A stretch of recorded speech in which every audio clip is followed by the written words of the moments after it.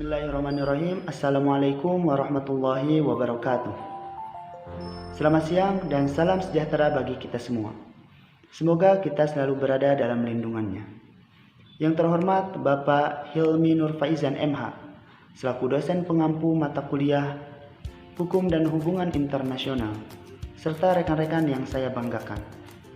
Pada kesempatan kali ini, saya Makmur Ramdhani, selaku moderator dari kelompok 6, yang akan memandu jalannya presentasi kali ini dengan tema Keamanan Nasional dalam Konteks Isu-isu Global Kontemporer. Sebelumnya saya akan memperkenalkan anggota dari kelompok 6. Yang pertama, Ibu Ade Hilda, yang kedua, Almah Nur Hasanah, yang ketiga, Leni Anggraini, yang keempat, Makmur Ramdhani, yang kelima, Vira Dewi Waltiara, dan yang terakhir, Winnie Siti Alawiyah. Adapun konten isi yang akan dipaparkan pada presentasi kali ini diantaranya: pertama, sejarah timbulnya isu global kontemporer; kedua, macam dan ciri isu global kontemporer; ketiga, isu global strategis dan keamanan nasional; dan keempat, bentuk strategi keamanan komprehensif. Untuk mengefektifkan waktu, saya serahkan kepada para pemateri yang akan menyampaikan materinya. Kepadanya dipersilahkan. Bismillahirrohmanirrohim. Assalamualaikum warahmatullahi wabarakatuh. Pada kesempatan kali ini saya akan menjelaskan materi tentang sejarah timbulnya isu global kontemporer. Sejarah kontemporer adalah bagian dari sejarah modern yang menggambarkan periode sejarah dari sekitar 1945 hingga saat ini. Istilah sejarah kontemporer telah digunakan setidaknya sejak awal abad ke-19. Sejarah kontemporer politik didominasi oleh Perang Dingin antara Amerika Serikat dan Uni Soviet yang efeknya itu dirasakan oleh seluruh dunia. Kemudian, dalam konteks geopolitik ini, tumbangnya kerajaan kolonial Eropa di Afrika dan Asia antara tahun 1945 dan 1975 seringkali diikuti oleh konfrontasi Amerika dan Uni Soviet dalam bentuk proksi dan melalui konfrontasi dalam politik internal negara-negara yang lebih kecil. Persaingan Amerika Soviet itu akhirnya berakhir dengan pembubaran Uni Soviet dan Fakta Warsawa pada tahun 1991 menyusul revolusi 1989. Kemudian pada tahun 1960-an, banyak negara-negara barat telah memulai proses deindustrialisasi, di mana di tempat mereka itu globalisasi menyebabkan munculnya pusat-pusat industri baru seperti Jepang, Taiwan, kemudian Cina berdasarkan ekspor barang konsumen untuk negara-negara maju. Assalamualaikum warahmatullahi wabarakatuh. Pada kesempatan kali ini saya akan membahas mengenai macam-macam atau jenis-jenis isu global kontemporer. Yang pertama yaitu obat-obatan. Bisa kita ambil contoh, misalnya mengenai narkoba. Narkoba yang diperjualbelikan baik antar individu, antar kelompok maupun dari satu negara ke negara lain dapat menyebabkan generasi muda atau generasi penerus dari bangsa tersebut itu rusak, sehingga juga mengancam terhadap keamanan negara. Yang kedua yaitu migrasi. Migrasi besar-besaran baik dari satu wilayah ke wilayah yang lain ataupun satu negara ke negara lain dapat menyebabkan terancamnya keamanan negara, karena dari migrasi tersebut banyak sekali budaya yang masuk atau budaya baru yang masuk yang bergesekan dengan budaya asli dari negara tersebut. Yang ketiga yaitu lingkungan hidup. Tidak semua negara memiliki sumber daya alam yang melimpah, sehingga ada beberapa negara yang kesulitan untuk memenuhi kebutuhan sandang, pangan, ataupun papan. Sehingga dari sanalah terjadi peperangan ataupun negara satu yang menjajah negara lain karena menginginkan sumber daya alam yang melimpah yang tidak ada dalam negara tersebut. Yang keempat yaitu populasi. Pada tahun 2000 populasi di dunia mencapai 6,4 miliar dan diperkirakan pada 2025 mencapai 8,5 miliar. Populasi yang meningkat di dunia otomatis akan menghasilkan budaya baru, kebutuhan baru, ataupun juga ancaman-ancaman baru. Mengapa hal tersebut dapat berdampak terhadap keamanan negara? Karena dari populasi tersebut pastinya menginginkan kebutuhan mereka terpenuhi. Sedangkan tidak semua negara memiliki sumber daya alam ataupun sumber daya manusia yang melimpah atau berkualitas. Sehingga dari sanalah dapat terjadi peperangan ataupun juga mengancam terhadap keamanan dari setiap negara. Assalamualaikum warahmatullahi wabarakatuh. Saya Dayana Muminat. Saya akan menjelaskan tentang macam dan isu global kontemporer lanjutan dari teman saya. Yang pertama, tantangan ekonomi global. Tantangan ekonomi global adalah ketidaksetaraan global dan pembangunan ekonomi yang tidak merata, misal seperti itu. Nah, yang paling dominan di sini di mana kelompok terkaya yang hanya 20% telah mengendalikan 80% dari sumber perekonomian dunia. Jika dikali lipatkan, kelompok terkaya di dunia itu 150 kali lipat dari kelompok termiskin. Kemudian yang kedua, krisis demokrasi liberal.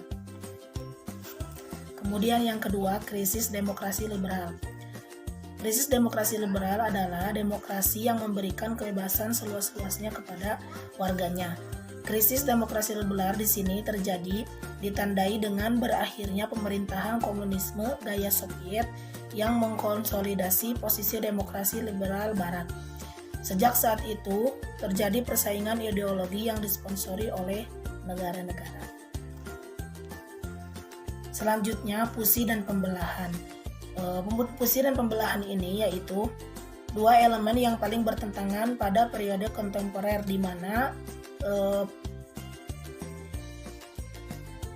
perdamaian datang bersama-sama atau bersamaan dengan disintegrasi kekerasan masyarakat. Contoh fusi yaitu jika dalam makanan atau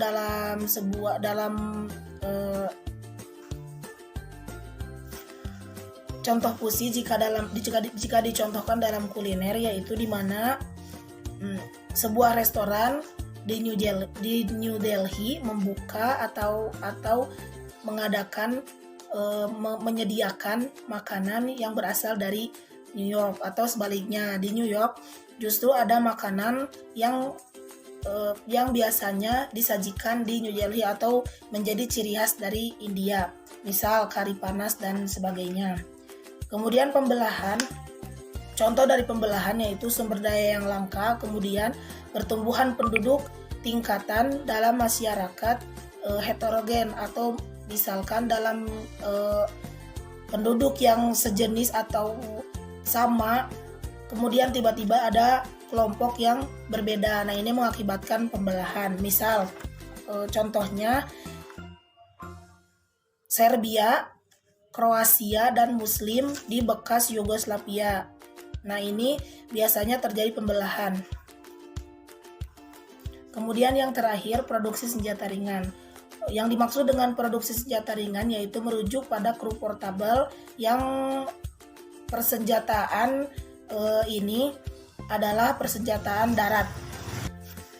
Misalkan persenjataan atau produksi senjata ringan ini yaitu senjata yang bisa diangkut hanya oleh orang saja atau beberapa orang yang tidak memerlukan benda-benda berat atau alat-alat berat untuk mengangkutnya, seperti senjata senapan, pistol, kemudian senapan submesin dan yang lainnya, seperti itu. Bahaya dari proliferasi senjata ringan ini bagi perdamaian dunia yaitu bisa digarisbawahi oleh kenyataan konflik bersenjata utara selatan yang dilancarkan di 27 negara di seluruh dunia. Dan senjata itu merupakan penyebab kematian luar biasa yang terjadi. Kejadian ini terjadi pada tahun 1994. Assalamualaikum warahmatullahi wabarakatuh. Selanjutnya saya akan memaparkan materi mengenai isu global strategis dan keamanan nasional dalam teori hubungan internasional. Nah, isu global strategis dan keamanan nasional dalam hubungan internasional terbagi ke dalam dua bagian besar. Yang pertama, sudut pandang kenegaraan. Nah, pada sudut pandang kenegaraan ini terbagi antara pertarungan faham realisme dan faham institusionalisme, di mana faham realisme menitik beratkan pada kepentingan nasional dan faham institusionalisme memusatkan perhatian pada teori rezim. Kemudian yang kedua, sudut pandang lintas batas negara, yaitu terdapat teori yang dipelopori oleh Whedon berupa teori konstruktivisme dan oleh Joseph berupa teori transnasionalisme. Joseph dalam teorinya menyebutkan bahwa yang disebut dengan global interaksi yaitu pergerakan informasi, uang, barang di luar batas negara. Kemudian membagi 4 macam interaksi global yaitu informasi, komunikasi, uang, dan wisata. Nah, interaksi tersebut terbagi ke dalam 2 jenis, yaitu komunikasi antar negara dan komunikasi transnasional. Komunikasi antar negara adalah jenis komunikasi dalam hubungan internasional yang dilakukan sepenuhnya atas kendali pemerintah. Kemudian komunikasi transnasional adalah jenis komunikasi dalam hubungan internasional yang melibatkan aktor non-negara. Bismillahirrahmanirrahim. Assalamualaikum warahmatullahi wabarakatuh. Perkenalkan, nama saya Almah Nuhasana. Di sini saya akan menjelaskan tentang bentuk strategi keamanan. Terhadap tantangan yang dihadapi oleh dunia internasional saat ini, Perserikatan Bangsa-Bangsa atau PBB menawarkan suatu jalan keluar. Selama 2 dekade saat ini, komunitas internasional telah bekerja untuk mencari pengertian yang luas mengenai yang disebut dengan keamanan, meminta masukan dari pihak pemerintah, akademisi, dan kelompok masyarakat, serta organisasi antar negara. PBB mengadakan pertemuan yang disebut dengan 2000 Millennium Summit untuk dunia bebas keinginan dan bebas dari ketakutan. Hasil dari pertemuan tersebut, maka terbentuklah pengertian dan atau masukan mengenai keamanan kemanusiaan atau human security. Pada tahun 2001, PBB kemudian membuat satu unit khusus mengenai keamanan kemanusiaan yang disebut dengan Komisi Keamanan atau Komisi Keamanan Kemanusiaan, atau yang disebut juga bisa dengan The Commission of Human Security dan atau sering disingkat dengan CHS. Komisi ini terdiri dari 12 tokoh internasional dunia, di antaranya Sadako Ogata, sebelumnya menjabat sebagai komisioner PBB untuk pengungsi atau Former and High Commissioner for Refugees, dan Profesor Amartya Sen atau peraih Nobel pada tahun 1998. Keamanan kemanusiaan ini kemudian membuat fokus kembali atas penelitian atas perhatian negara-negara dan komunitas internasional sebagai basis untuk mendapatkan perdamaian, perkembangan, dan progres manusia. Ketika keamanan kemanusiaan tetap menjadi hal yang vital dalam stabilitas dan perdamaian, kompleksitas, dan keterkaitan dengan ancaman lama dan baru. Dari kemiskinan kronik dan berkelanjutan ke konflik kekerasan, perubahan iklim, human trafficking, kesehatan, dan krisis finansial. Muncul kerentanan bersama atas berkembangnya risiko ancaman menyebar dan cross-cutting. Oleh karena tantangan dapat berkembang sangat cepat, maka di dalamnya melintas bangsa dan memberikan krisis yang sangat kuat. Keamanan kemanusiaan menekankan kepada kebutuhan akan kerangka baru yang mengkombinasikan agenda keamanan dan perdamaian, perkembangan, dan hak asasi manusia dalam bentuk yang lebih efektif, efisien, dan proses yang berorientasi pada pencegahan.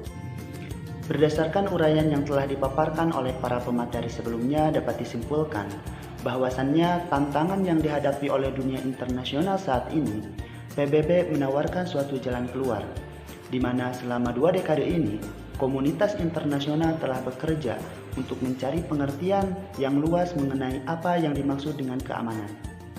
Pada tahun 2001, PBB kemudian membuat satu unit khusus mengenai keamanan kemanusiaan yang disebut dengan Komisi Keamanan Kemanusiaan atau dalam bahasa Inggris disebut dengan The Commission of Human Security yang disingkat dengan CHS. Dalam bahasa Indonesianya dapat disingkat bahwasannya keamanan kemanusiaan adalah untuk melindungi inti vital dari hidup manusia dengan cara peningkatan kebebasan manusia dan pemenuhan kebutuhan kemanusiaannya. Baik rekan-rekan, itu saja yang dapat kami sampaikan. Terima kasih atas perhatiannya. Saya Mamu Ramdhani, selaku moderator dari kelompok 6, mohon undur diri. Mohon maaf bila ada kesalahan dan kekhilafan. Semoga video ini sangat bermanfaat. Billahi fisabilil haq. Wassalamualaikum warahmatullahi wabarakatuh.